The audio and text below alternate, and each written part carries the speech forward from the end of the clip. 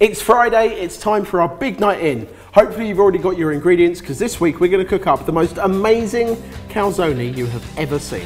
Why is it amazing, I hear you ask? Because it's got artichoke and spinach and mushroom and egg all inside of a beautiful pizza dough.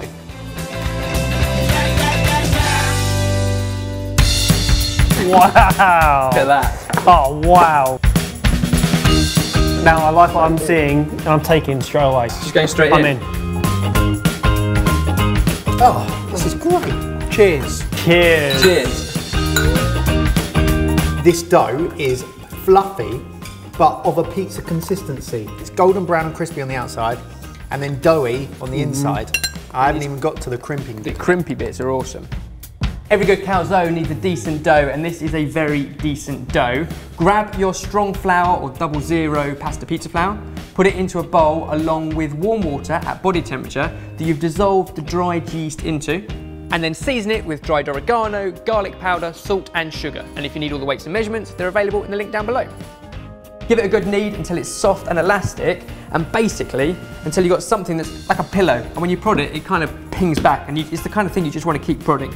And then leave it in a bowl for an hour, covered with a tea towel at room temperature, until you have something that looks like this. Puffed up, and that is a proven dough. So roll out your dough, divide it in two, so you make 2 calzone, and get it nice and thin on a floured surface.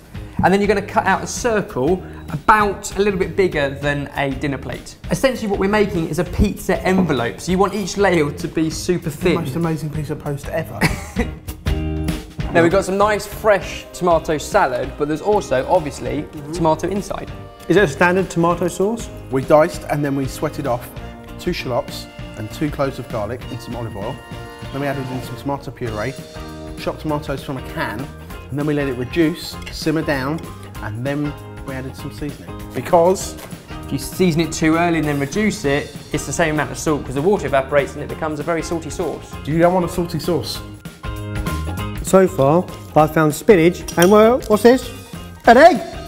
That means one thing, it's a Fiorentina pizza. Near enough. Now every good pizza stroke calzone also needs a very good pizza stroke calzone topping stroke filling. Am I right? You're very right. We're going to go for a couple of cheeses, mozzarella of the buff variety. Okay, brilliant.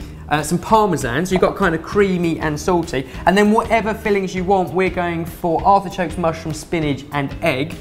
Only rule to consider, whatever you're putting in, try and keep the moisture content down. So we're actually going to saute off the spinach and squeeze it of excess liquid first, and we're going to fry our mushrooms to get rid of all the water content that is in mushrooms. So this crimping shenanigans, how do you do it? It's all part of making it a centerpiece. You basically like fold it over, and then you can see this like almost perfect crimp. Where's the almost perfect bit? I've seen the almost bit, but I don't see the perfect. So the thing about crimping, as long as you seal it in so that it's an encased envelope and everything inside cooks quickly in its own steam, it doesn't have to be perfect, it can be a little bit rustic, like ours. And then transfer it onto a baking tray, and you're going to bake it in a preheated oven at 220 degrees Celsius.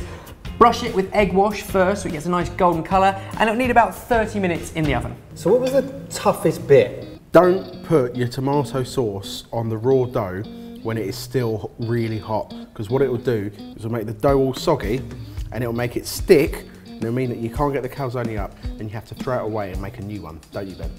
So basically, right, I've got a question though. We have it coming in from Margot Van Gill. If you could live anywhere in the world, where would you live? Right, straight off the bat, one place that I fell in love with, not just for the place where it is, but everywhere that surrounds it, San Francisco. Yeah, same, I'll come with you. You're not I'll come with you. invited. No, I will, why not? You want me, my wife, my daughter and you? Yeah, why not? Right, no. Why not? No. What's wrong with that? I mean, You're to be not fair, San going. Francisco's a big place. You could It probably is. do that and never see each other. What's the point of that? We're like best friends. I'll hang out with you guys. We should probably move on to where Mike's going to live with Ben.